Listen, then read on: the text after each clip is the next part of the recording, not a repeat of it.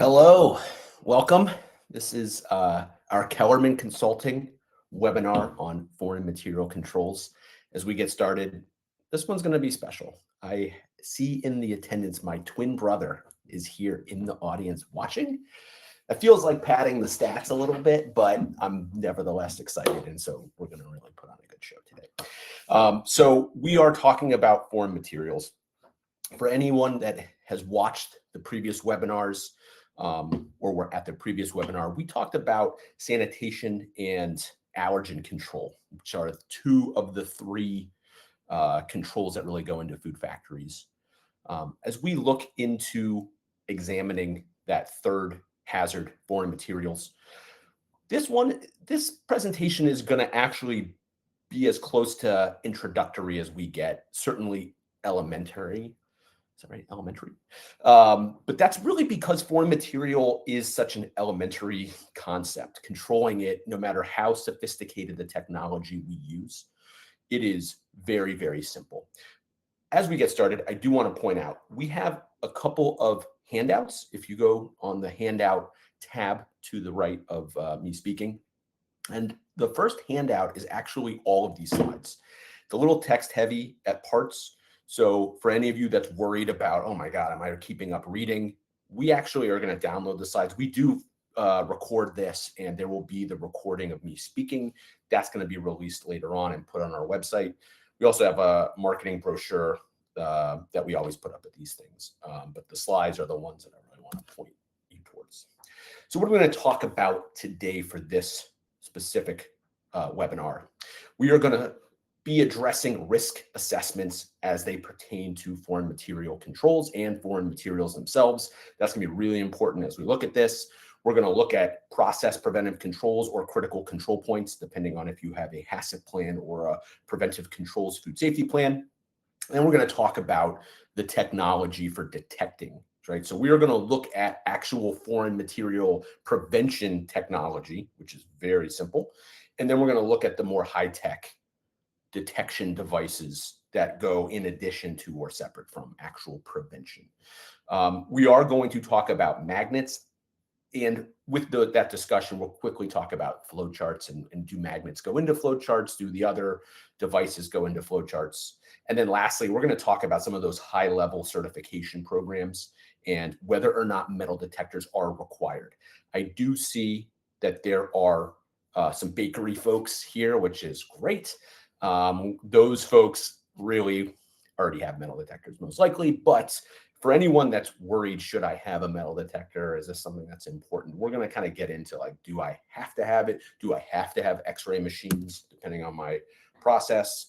And that should round us out for the hour.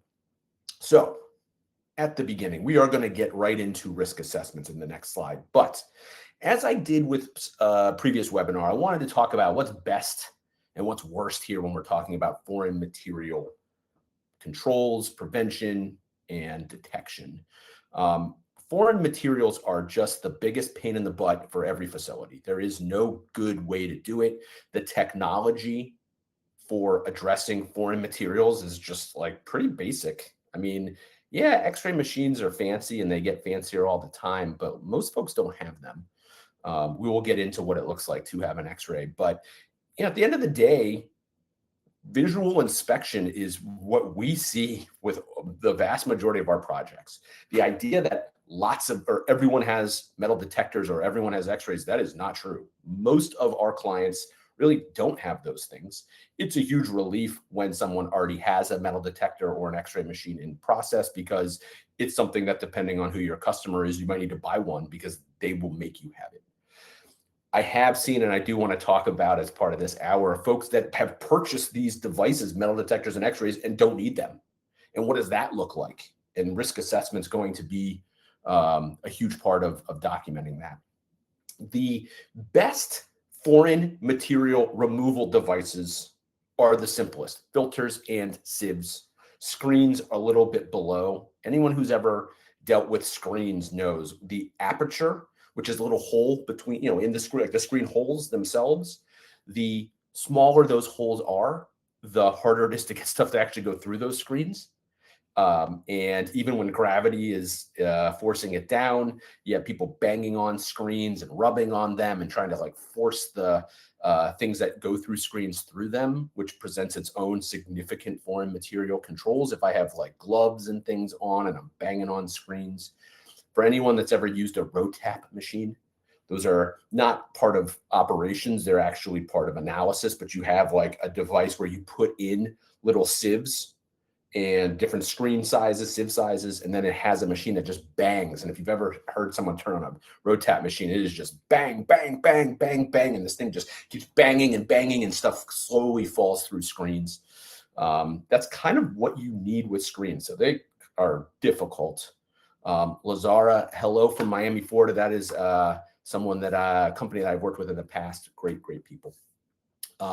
So with filters and sieves, those are the best, right? If I can push things through a filter and a semi-permeable membrane, whether it be sieve or filter, is the best. But that means that the companies that have the best chance of having really good foreign material removal are liquids or viscous substances. So like maple syrup, honey, juice manufacturers, and we have an example for them in this slide. But those companies have the benefit of, if I can just run all of my product through a filter or sieve, I should be all set. That covers everything. I don't have to worry about what type of foreign material, and it all is going to get caught.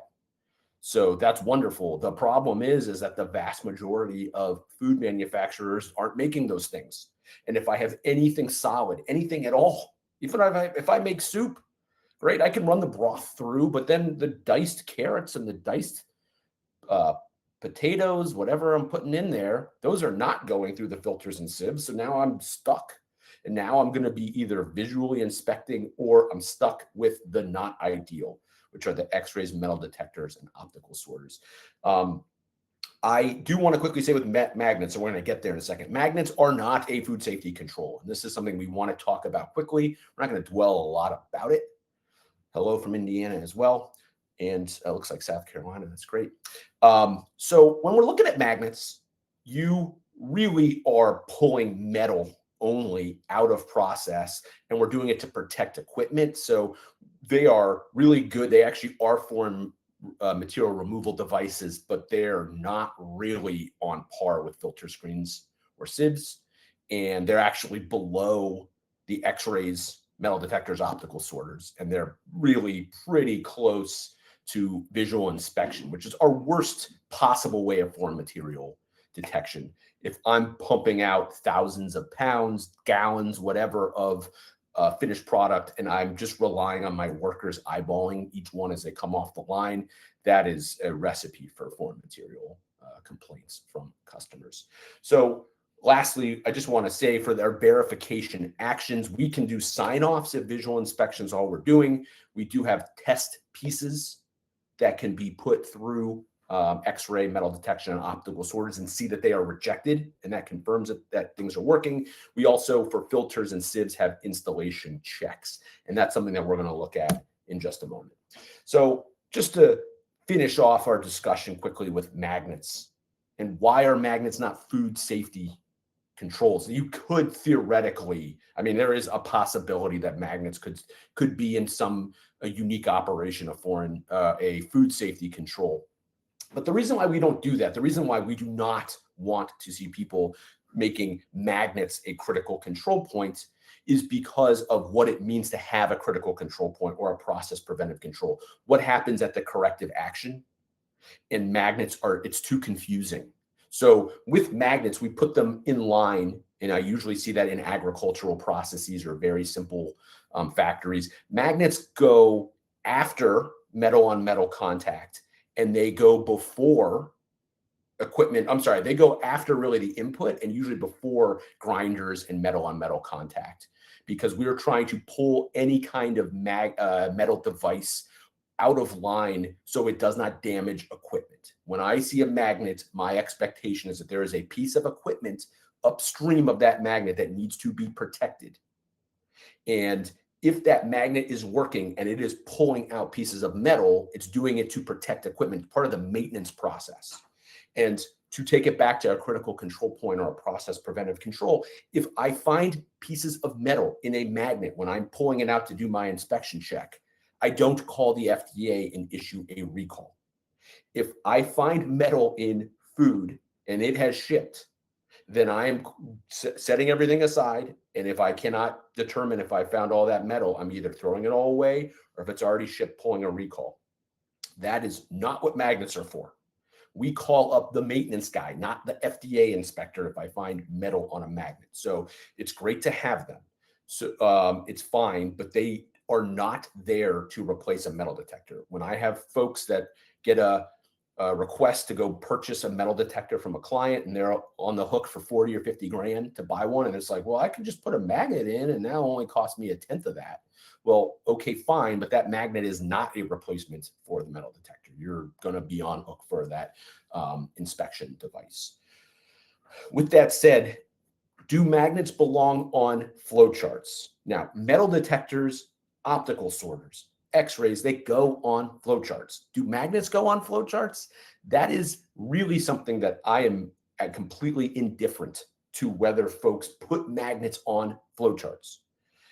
You have to put the inspection devices. You would certainly put the sieves and screens, the removal devices. Those are generally critical control points for foreign material. Metal detectors and X-rays are technically critical control points.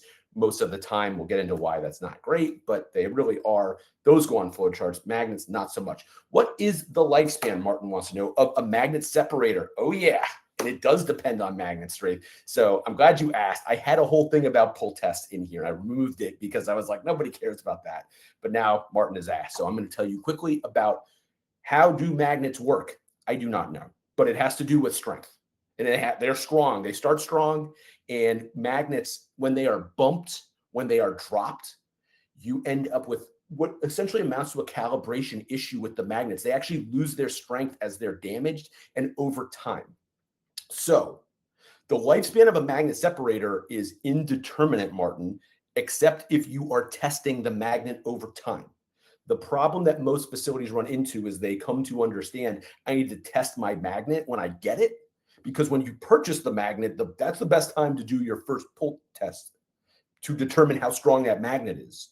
Then I'm going to do my pull tests maybe once or twice a year, biannually or annually, to see if that number is going down. The problem with pull tests is that they are, I used to have to do one in operation. I mean, it's just like, am I feeling strong? Have I been lifting weights? Am I pulling stronger? Why are these numbers changing? Sometimes they go up and down. And with a pull test, you put like a piece of metal on the magnet and you pull it off. And as you pull it off, there's a gauge and it produces a number. So we're hoping to see that number stay the same. If the number is precipitously lower, if it's and I can go back and do root cause and see that my maintenance tech dropped it off of a mezzanine and like, yeah, the magnet's not working so great, then I would need to probably initiate a corrective action and get a new magnet or get it repaired, send it back to the manufacturer. But that's how that deals with. And really, Martin, just to finish up, it is very much, if you have documented evidence that you have checked your magnet over a period of time and you are not seeing evidence of that magnet losing strength, and it is not. There is no defined lifespan, but if you ever replace a magnet because of a pull test that is significantly lower, whoever is asking you is going to be super impressed if you've made that choice.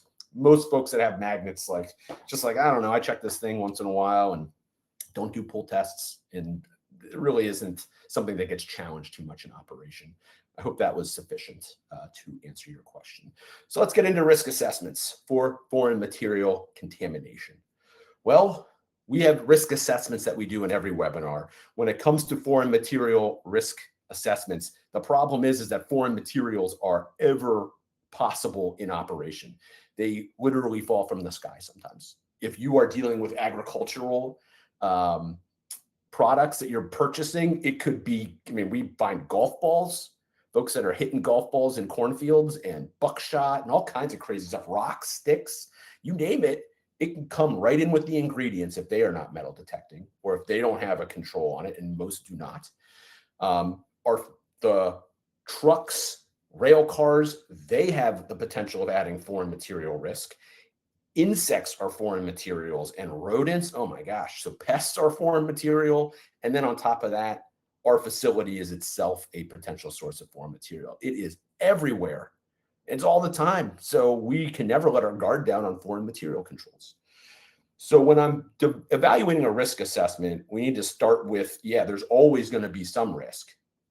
However, if I package in glass bottles, if I have glass windows in production or in operation, if I have clear wooden, metal, or glass things that are breaking down, what we see a lot of are people who have wood installation. So they might actually have wooden posts or wooden objects that are used to like keep things from going through conveyor belts properly. If you have those, you don't have to get rid of them, but you do need to up your risk assessment to, I have a higher risk. I've got pieces of wood, they can get waterlogged, they can splinter.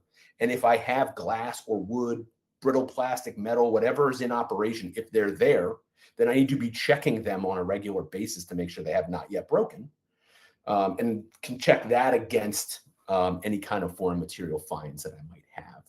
So when I'm thinking about risk assessments, do I find foreign material in my ingredients? If that has happened in the past, I'm getting up to medium or high risk. If I have objects in my facility or in the vehicles when I'm checking if I have seen foreign material, then I'm upping the risk. Now, many of you who have shipping and receiving policies that reject vehicles if they're not up to standards, for those of us who have worked in operations where you have like reefer trucks that they turn the refrigerator off, but they have those metal slats on the flooring, it is just a matter of time before someone sends you product and there's glass in the truck, broken glass sort of in those slats. They couldn't clean it out. And depending on how strict you are, you may just be sending trucks away. Hey, you send me a turned off reefer truck, like, yeah, it'd be great to ship in this, but I see glass, or if there's extra splinters, or if there's just a sign of foreign material and you rejecting trucks, you can lower the risk. But if I'm regularly seeing that a foreign material shows up in vehicles, in product, or in the ingredients itself, or if I have those possibilities in my facility, that's where I'm going to have that medium or high risk. Some folks just don't have a lot of risk. And what green looks like would be like a storage and distribution facility where that's box in, box out, or facilities that have everything enclosed in piping. If you have everything in a pipe, yeah, you can say that, hey, the pipes aren't going, the foreign material from the facility aren't going in here.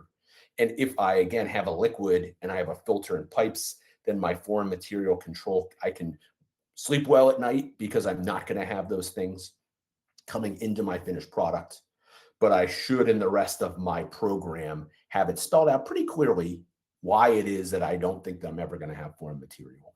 If you're a bakery, then we just expect that there's going to be some foreign material, right? If you're buying bulk flour and it goes into a bulk silo, and then it has to go in. Now, those bulk silos are where we're going to see magnets some of the time. But I've got a Hobart mixer, or I've got grinders in there for some of the ingredients that go into baked goods. You're just talking about foreign material problems. And I do want to quickly say, for those folks who have either are working in a bakery or who have worked in the past, and there's always a metal detector in bakeries, and there are always critical control points. And that's an industry standard. And it's very confusing for folks who have had experience in bakeries and then go work into other industries where like that's not really necessarily an accepted thing or an understood thing. But when we think about metal detection as a CCP, for me, it's all about the bakeries. They all have them. They're always a CCP.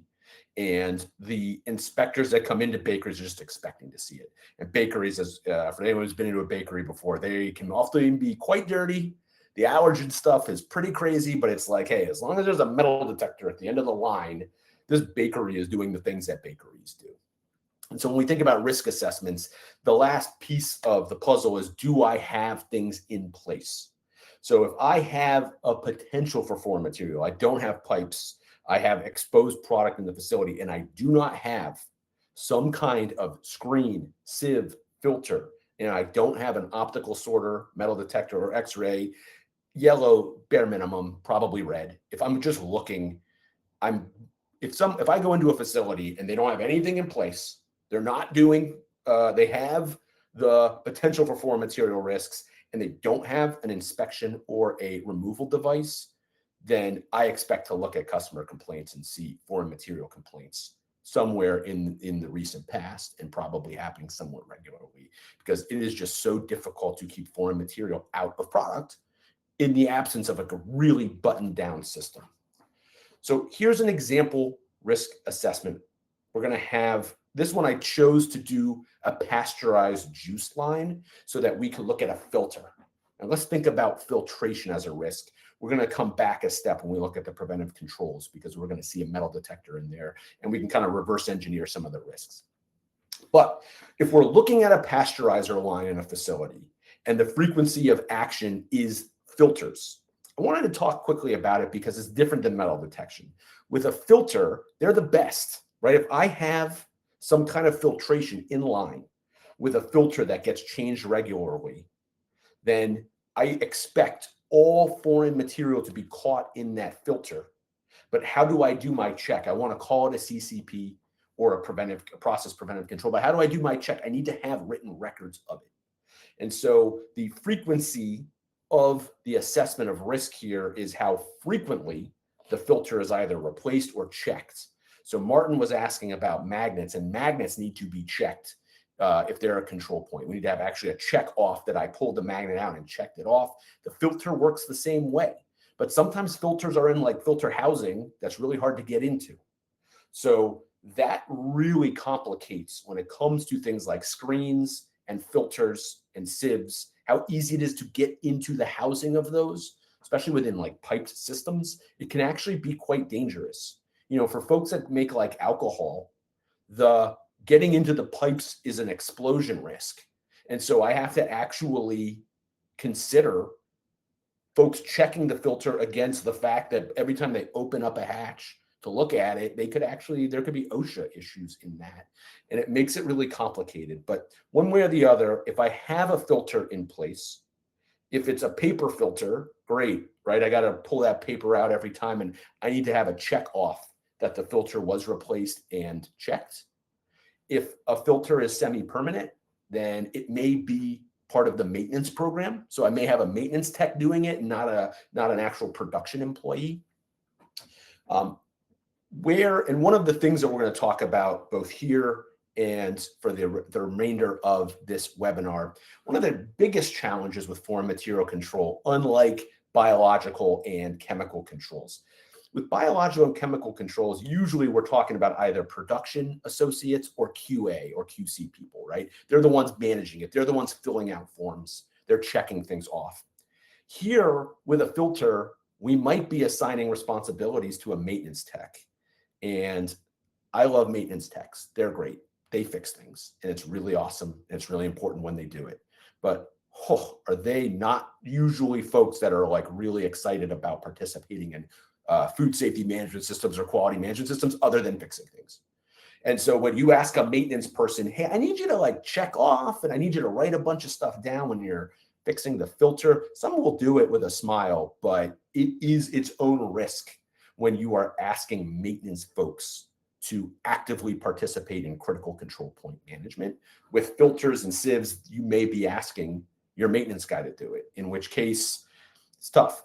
But with that said, when it's in place, it is getting all of the foreign material out of there, which we love. So the risks, really quick, anything, right? The beautiful part of a filter is that any foreign material, including pests, which I did not put in here, but any other object, which could include pests, that gets caught in a filter, which we love. So the severity of foreign material will remain medium. However, the likelihood is going to be down to hopefully very low. The controls, and this is where it gets wordy. Like I said, you can download the slides, watch the video and pause it. But the long and short of it is, when I'm thinking about the controls I have in place for a risk assessment, I have my visual inspection of finished product. I have the visual inspection of stuff coming in the door. I have my preventive maintenance program and all that. The last sentence of controls in place here is that all pasteurized juice pass through a 25 micron filter. And that's just the number I picked here for a reasonably small size filter. And that is the main control, my pasteurizer. And the outcome would be that as long as my filter is in place for all juice, then and I can show that I do not have customer complaints and I have not had foreign material fines other than in the filter, I'm good to go. And my corrective action would be that if the filter is not in place, I'd have to recycle the product through the filter, or I put here, like if I have an X-ray, I could potentially take stuff as a corrective action and run it through X-ray as a corrective action. The filters are really nice for that, and the risk assessment is a relatively easy one to write. When it comes to metal detection and when it comes to X-ray, we have very different requirements. So I have Shannon has written in the chat to include maintenance team as part of the food safety team. Please do, and please be nice to them. Be as nice as you can. When I go into a factory or facility and they ask like, "What about maintenance?" I tell them we're always QA and maintenance. Like maintenance doesn't want to hear about it much from QA, and that's depending on the personality. But if you have a maintenance person that does a great job fixing things, just be as nice to them as you can. That's all. That's the only advice I can give on that. But absolutely, please put them in your food safety team because they matter a lot when it comes to foreign material control, and really just the overall functioning of the facility. When it comes to metal detection and X-ray as a risk assessment, if you have an X-ray, you're checking for everything. With a metal detector, as we're going to look at, the risk assessment for metal detectors in operation is that they only are checking for metal.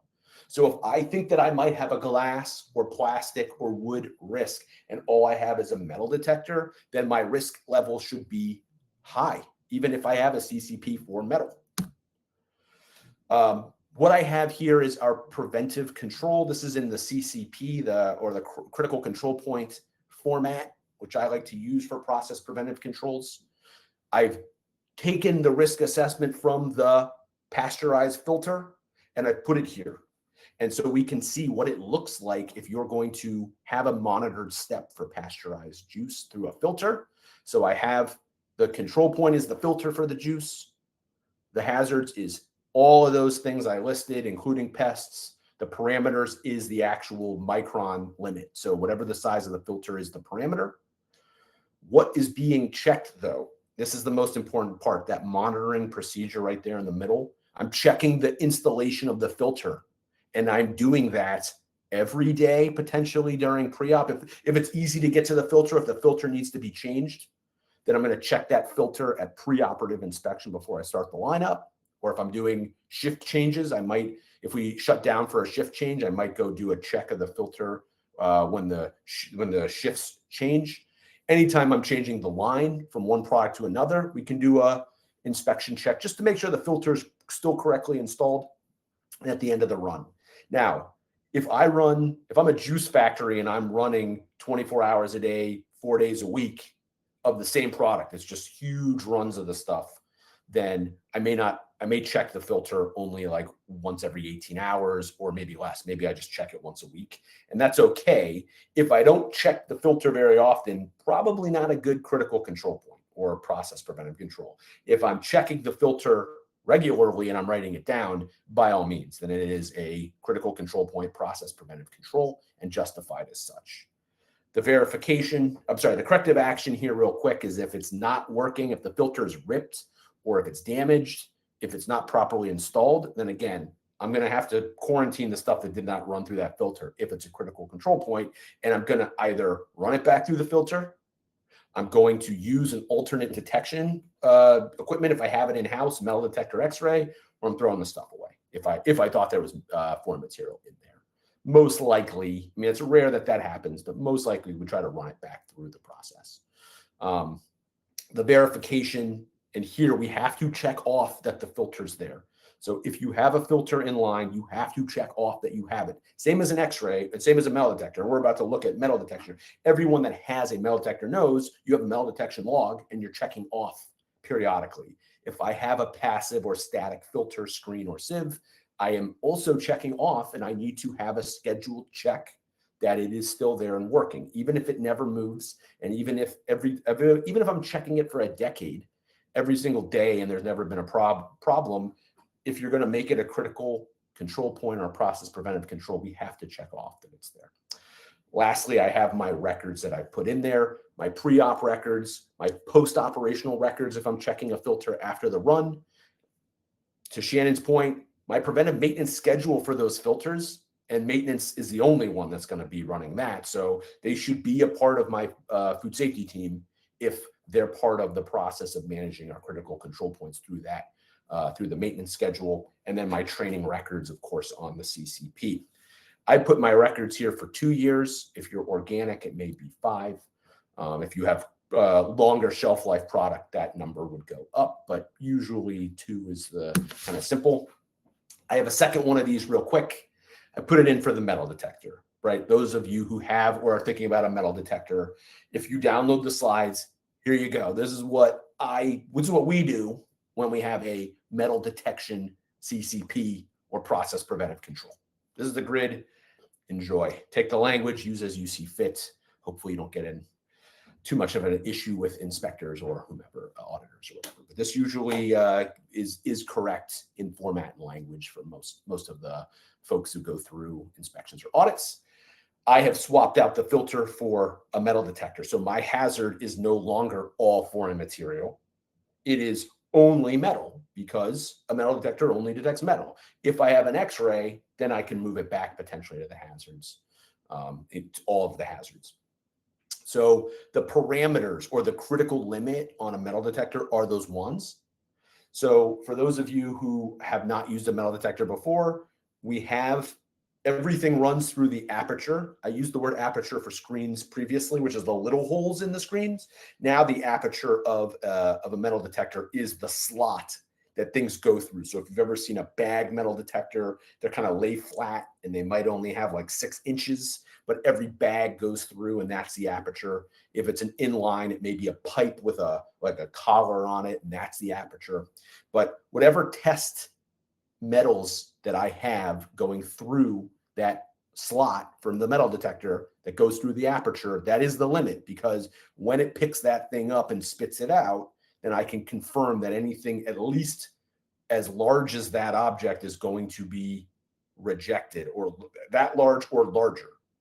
And the smaller the number on that critical limit. So if my wands are 2, 2.5, and 3, that means that's a pretty small, those are millimeters. So we're talking about pretty small metal, and anything above that. So if I have a 5 millimeter object, that's going to get kicked out.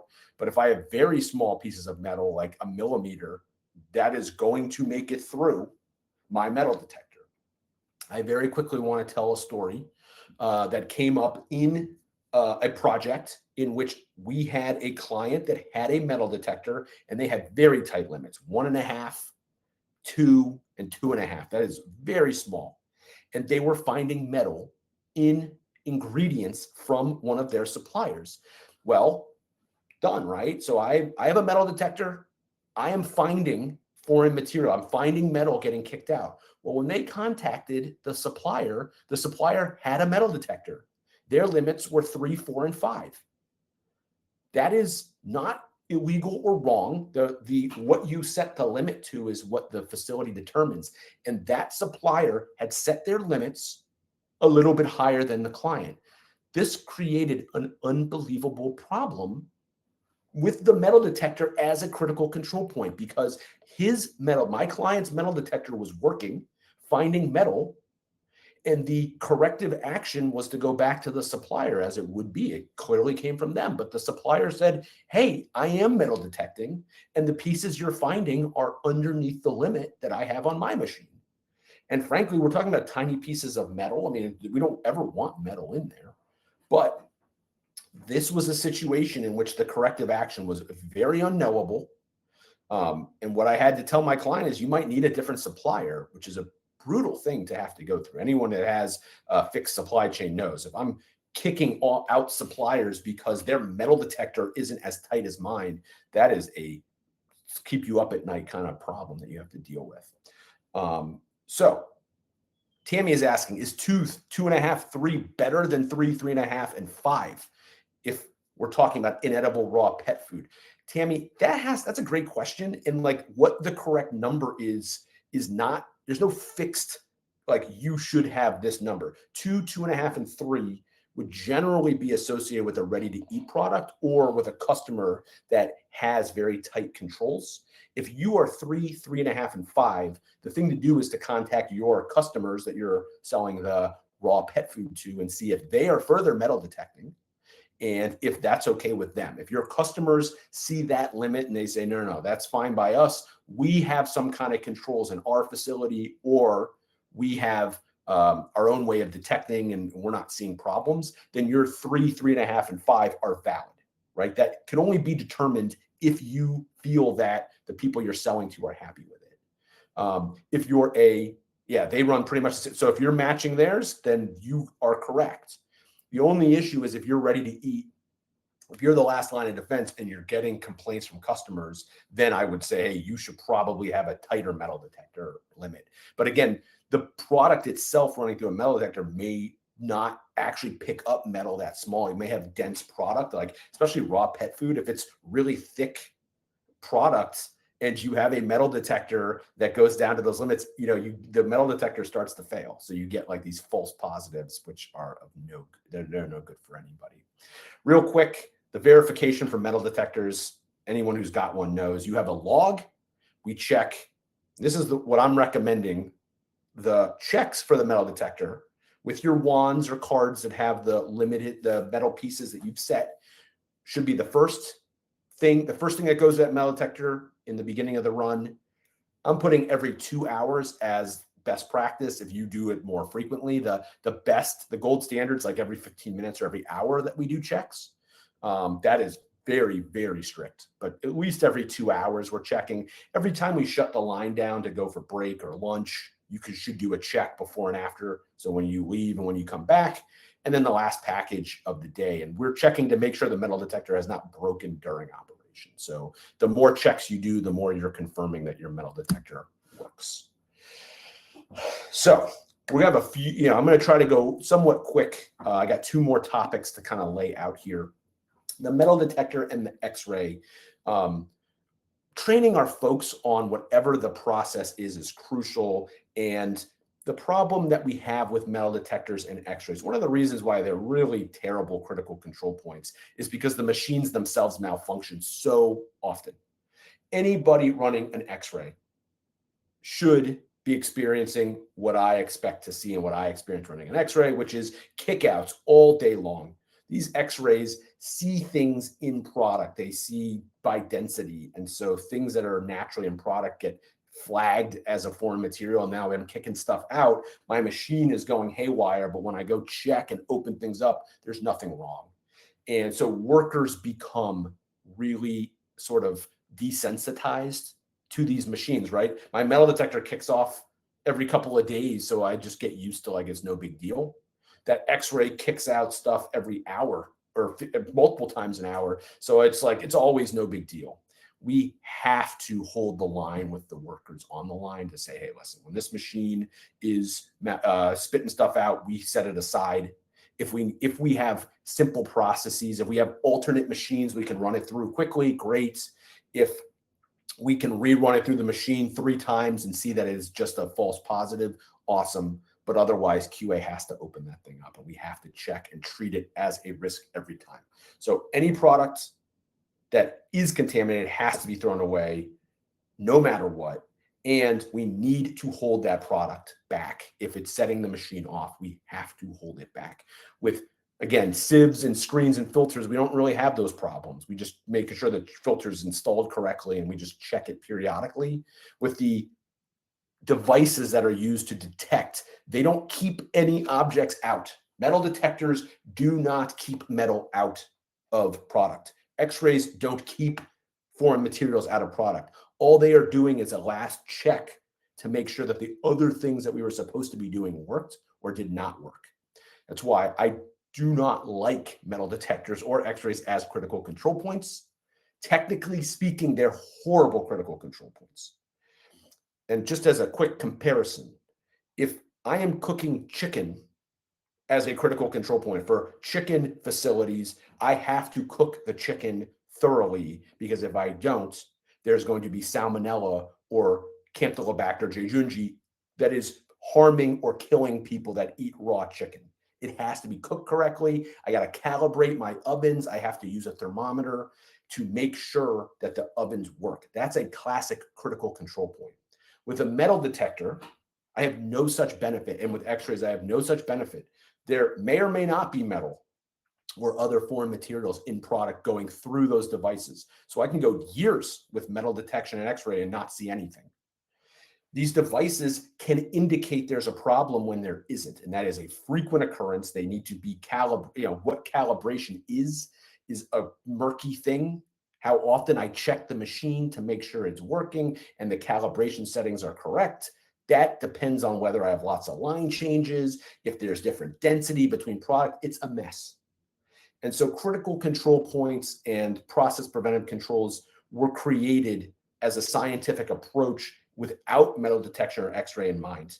And we simply have in the food industry, we just kind of shoehorn these pieces of these devices in, these pieces of equipment into be critical control points. And again, with bakeries, it's just standard. That's just like what is expected when an AIB auditor comes into a facility. They're looking for a metal detector and they're looking for it to be a critical control point, even though that metal detector has nothing to do with whether there's metal in the product. That happened before the metal detector.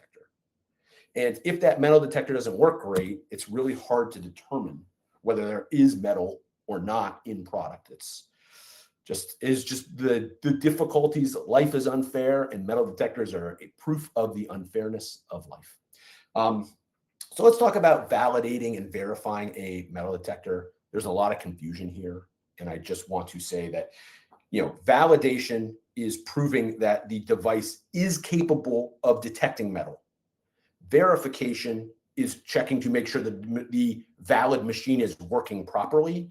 With an oven for cooking chicken, the oven is valid if it reaches the proper temperature and if the chicken going through that oven actually is in there long enough to be cooked properly. With a metal detector or x-ray, this is much more confusion. There is much more confusion. It is much more confusing to determine what is validation and verification. For an oven, I validate that oven based on testing the oven when it's installed to make sure that it is heating properly. And anytime I check the oven during maintenance, I am validating the oven to make sure it can get to the right temperature. I'm verifying product when I temp it coming out of the oven, right? It was in an oven that works. Did it get to the proper temperature? With metal detection and x-rays, validation and verification are often the same thing. We verify because we have to check these devices periodically throughout the day.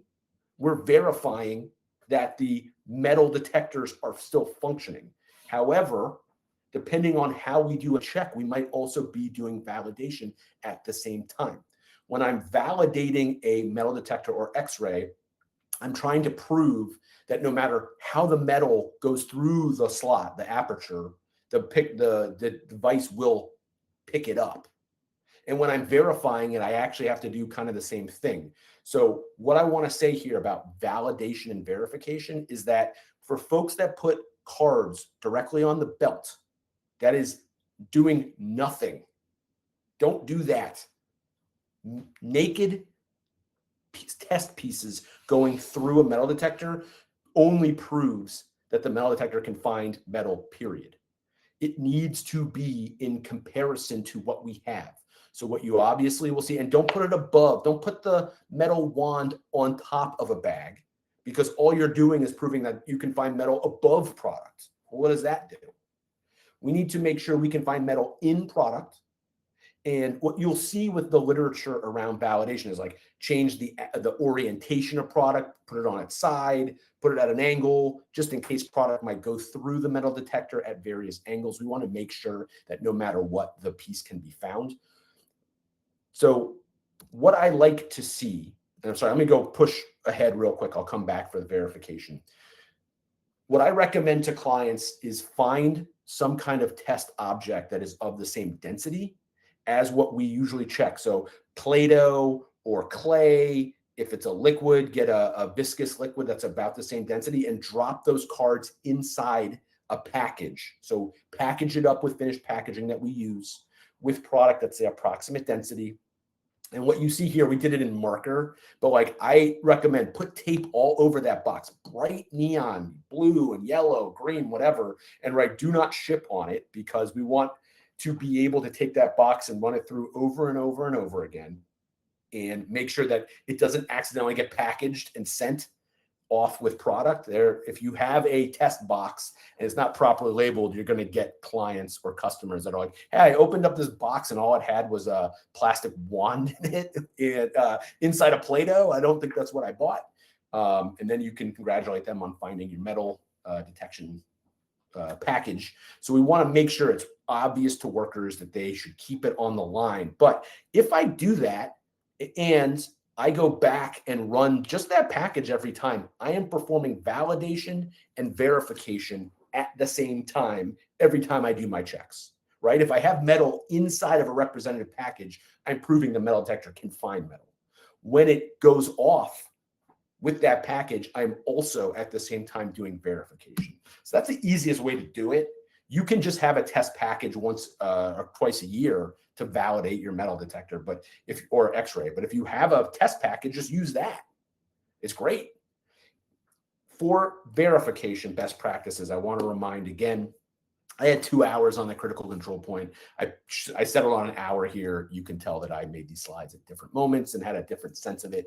But again, to reiterate, for verification, the first bag of the day, before and after breaks, here every hour. But again, if you want to do every 2 hours and your metal detector really never goes off, I don't think anyone's going to argue with you. The last bag of the day and during product changes. If I have my test package and I'm just using a test package every time, I'm validating and verifying at the same time. If I have a test package that I bring out once a year, then I'm only validating once a year. And I can put my test cards underneath products or sandwiched in between things so that I can prove that the metal can be found inside a product. But that's the most important piece. Jared says some places do not have test package setup. Well, that's true. And if that's the case, then if you don't have the ability to do a test package, so if you have bulk or if you just can't make that work, then you're not validating very often. Then you're only verifying. And that validation process, you need to have some kind of scientific approach that takes care of that in place of it. So where we're going to end here, I want to talk about, do I have to have a metal detector or not? For anyone that is in the Costco supply chain, that is an absolute requirement if you're going to sell to Costco. If anyone wants to sell to Costco, go ahead and get that brochure out for buying a metal detector or X-ray, because they are absolutely insistent. And the only way that you could get out of not having a metal detector or X-ray is if you have a critical control point as a filter, sieve, optical sorter, lasers, whatever you're going to use. You could technically argue, I have some removal device, so I'm not also purchasing a detection device. But if you're going to sell to these folks and you do not have those devices, they require at least a metal detector. And there was talk in years past that Costco was going to make everyone get X-rays. I believe they have come off of that. So I believe it is still metal detection at a minimum. So this is one instance where you have to have these devices if that's the supply chain that you want to get into. There are other retailers that I believe are doing the same. So it's not just Costco, but Costco is the one that when that name comes up as something that somebody's going to sell to Costco, if we get a client, and that's part of their plan, then we're not saying to them, you should think about getting a metal detector. We are asking, when are you getting your metal detector? And is that going to delay this project because you have to have one of these before Costco shows up, because they're going to make you have it. One of the other things that Costco requires is, and it's somewhat unique to them, is a flow chart that has just foreign material control all the way up and down it. So they actually, what I do for clients is I actually take every step of their normal flow chart, like you would see in the HACCP plan or preventive controls plan, and we shift it over to say metal or foreign objects come in at these steps, and these are the steps where they are removed or detected. So that's specific, and there's extra language at each step to spell that out. They like to see, as I understand it, pictures. If you put that on a flow chart, here's the open porthole where I pour things in. That's where the metal detector, that's where the foreign materials would go in. And here's a picture of my X-ray or metal detector at the end of the line. That's where I'm going to catch it before it goes into stores. They want that in addition to making sure that you have a foreign material detection device. Whew. All right. Heading into the end here. I've got 2 GFSI schemes, BRCGS, and we'll talk about SQF in a second for those of you that are SQF. BRCGS also, like Costco, requires a metal detector or X-ray or a written exemption. So you have to tell a BRCGS auditor why you don't need one. So if someone calls our company up and says, I need help with BRCGS, we are asking, do you have a metal detector or are you buying one? That's generally one of the things that makes this program, as far as a GFSI scheme, so special, is that they're on the side of you need to have foreign material detection devices with checks that are documented. And the only way we're going to let you out of that is if you have a risk assessment that says, I have something equivalent, just like what we were saying with Costco. I have a sieve, a filter, I have some kind of removal technique in place that assures that I do not have foreign material, then I can get out of having a metal detector or X-ray. But anybody that's doing BRCGS, like, you should just have one of these devices. That's sort of what they expect, and it's silly for someone to try to get one of these things to go through BRCGS without a metal detector or X-ray. You are going to be in a fight with an auditor pretty regularly if you're going through it. So for those folks who have done BRCGS, like, hey, yeah, they look at my X-ray every time, or they look at my metal detector and they take it real seriously. They're checking all the magnets, all of those things. That's the BRCGS special. They are freaked out in this book about foreign material. And anyone who's read one of these books, they never shut up about foreign material controls. They have like 15 different clauses that are talking about it. You're like, I get it, man. No foreign materials. But these books, that's what their rules are. They are extremely foreign material heavy in the way that they are assessing food safety systems and what they're looking for compliance. Now, with SQF, which is more or less equivalent to BRCGS, but one of the big technical differences is that SQF does not require metal detection and X-ray. Their language in there, even though they have sections that are similar to BRCGS, they do not say you will have it or you will have some kind of equivalent. It simply says that there will be foreign material controls and there will be responsibilities and methods. So the people who are responsible for making sure there are no foreign materials have to be identified through a policy and procedure. And any foreign material detection devices also needs to have a policy and procedure. However, if you don't have those things, you are allowed to risk assess not having it. With BRCGS, you can only do that if you have equivalence. SQF, you can say, I don't need this device. That is something that is allowable in that program. And the last thing I want to add about it is to point out for any folks that are SQF or thinking about it, in the beginning of each book, so SQF has kind of a split in the book for anyone that's going to apply. They have things that are called system elements in the beginning, and those are the required rules for everyone. And then they have a module that are the GMPs. In BRCGS, they're called prerequisites, but it means the same thing. Are good manufacturing practices, or GMPs, that fit into the modules. They can actually be exempted out. Any one of those GMPs, which includes metal detection and includes foreign material controls themselves, because they're in the modules for GMPs, I put the quote here from the book, which is in the beginning. It's actually in the system elements. It's pretty crazy. In the rules for the food safety plan itself, right in that section, they actually have a statement that says the site is allowed to exempt GMPs. And in this case, I pulled it from the normal book, the module 11 for food manufacturers, but it's in every one of these books that the module GMPs can be exempted based on written risk analysis, us outlining a justification and evidence of effectiveness. So if I write a risk assessment, and we could use the language from the risk assessment we looked at in the beginning, and I want to say, listen, I have checked my customer complaints. I am not getting any customer complaints for foreign material. We have a system in place that actually is effective in making sure that foreign materials cannot pass. So if I have a fill device, right, there may not be a filter or a screen. I may not have X-ray or metal detector, but if I have a fill device and it has a very, very small hole, like for powdered object, for powdered stuff, if it goes into an automated fill machine and the aperture there is less than a millimeter, I can argue literally nothing can get through this other than the powder that's the right size. So I can't have foreign material. And look, I don't have any. That would be a written risk assessment based justification for not having metal detection or X-ray. So where BRCGS really makes you do it, SQF does not make you do it. The FDA, the USDA, they do not make you have metal detectors. What they are looking for is written statements of justification. SQF is the same. Why don't I have it? And is it okay for me not to have it?